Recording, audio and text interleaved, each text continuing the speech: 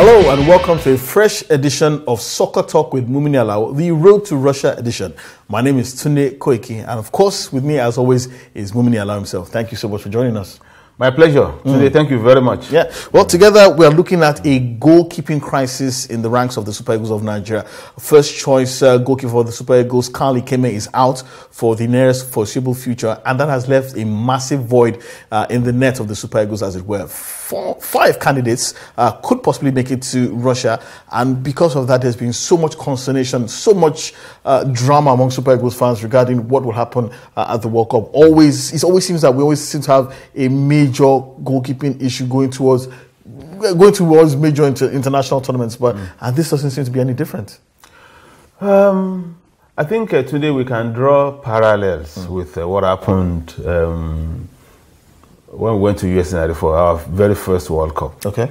I recall that when Westerhoff came, it was Aloyagu that was his first choice initially.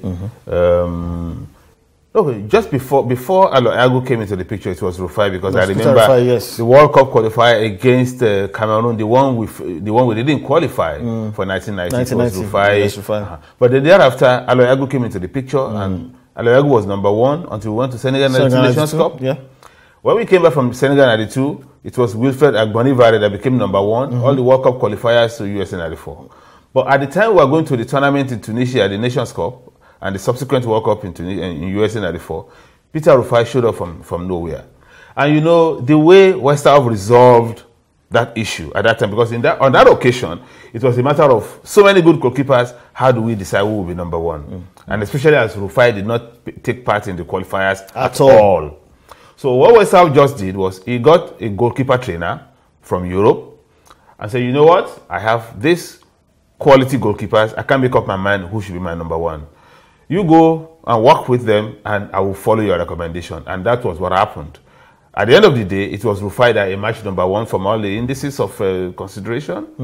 And Rufai, who didn't play a single qualifier during the Nations Cup. He didn't even go to the Nations Cup in Senegal 92. Yes, no. He also didn't play a single qualifier during the World Cup finals, but he went to Tunisia 94 as number 1.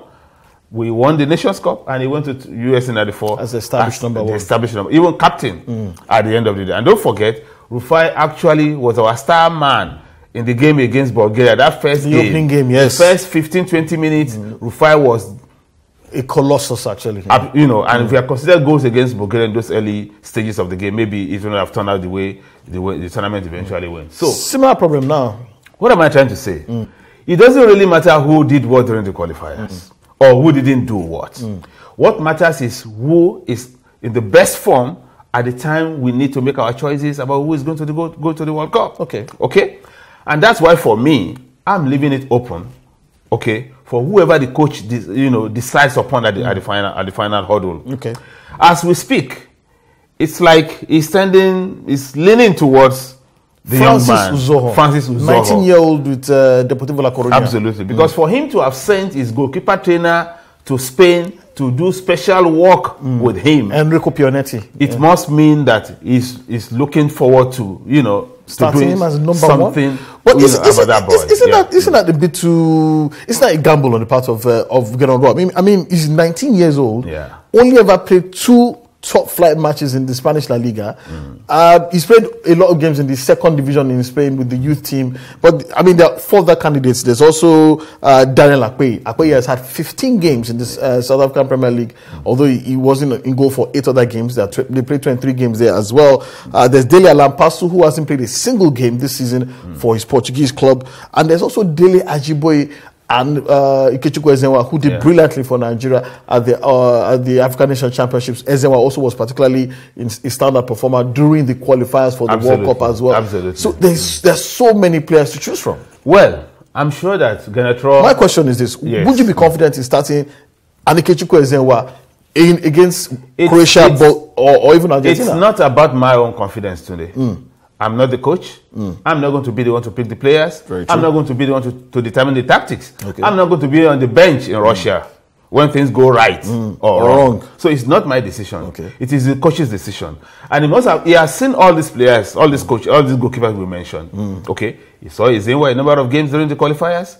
He saw Ajiboye recently at the Chan tournament.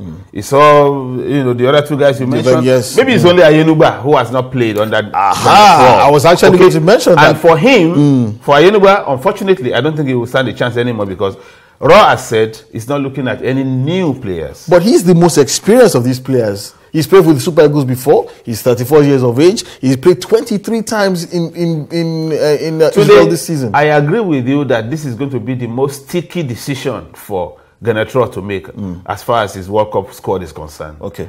And it's going to be the most important because you are talking about the last line of defense. Any error, the ball is in your net. So I can imagine even Genetro is growing a lot of grey hairs as far as this issue is concerned. He must be worried. Right. Okay, and he's looking for solution right, left, and center. What I'm saying is that we should leave that responsibility to him. Okay.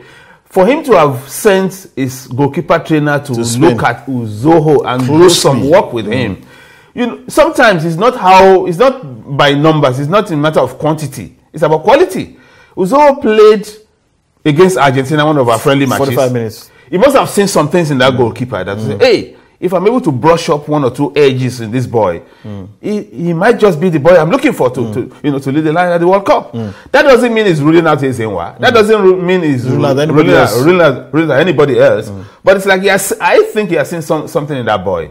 And besides, we have to face the fact that look, these foreign coaches, they rely more on players that play in Europe. True. Okay, and even though we are saying, Uzo is playing in the second division, for all, he might decide that, look, the quality of training, the quality of coaching that he's getting in a second division team in Spain is better than what you coaches get in a professional that you will get in the Nigerian Professional Football League. Look, you may argue from now till tomorrow to say, you are patriotic, let's look at our home base, blah, blah, blah, blah. But just look at the history of Nigerian football. How many home bases have eventually made it to the World Cup in the final analysis? Very few. It tells a lot about the quality of coaching that our players get here. Because immediately they get out there, they get good coaching, and they become superstars.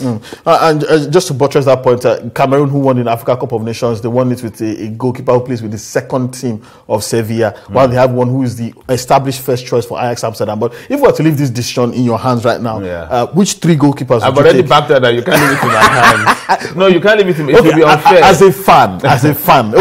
As a fan, who would you be comfortable with? No, I'm sorry, Tunde. I cannot stick out my neck for who should be, who should go to the... Before anybody says you're endorsing anybody. But I can express some sentiments. Okay, I will be sentimental on the part of Ezenwa because he did so well during the qualifiers. Okay, so maybe if you ask, I will pick Ezenwa to be your sentimental choice. One of the three that will go to the World Cup. I won't go beyond that. I think that's a fair answer. But let's know what you think. Who do you think should be the Super Eagles' undisputed number one at the FIFA World Cup? And even go even further, who do you think should be the three goalkeepers that Gernot Rohr should take to the FIFA World Cup when the tournament kicks off in June? My name is Sunil Koiki. This has been Soccer Talk with Mumini Alao, the Road to Russia edition. We'll see you same time, some other time. Bye-bye.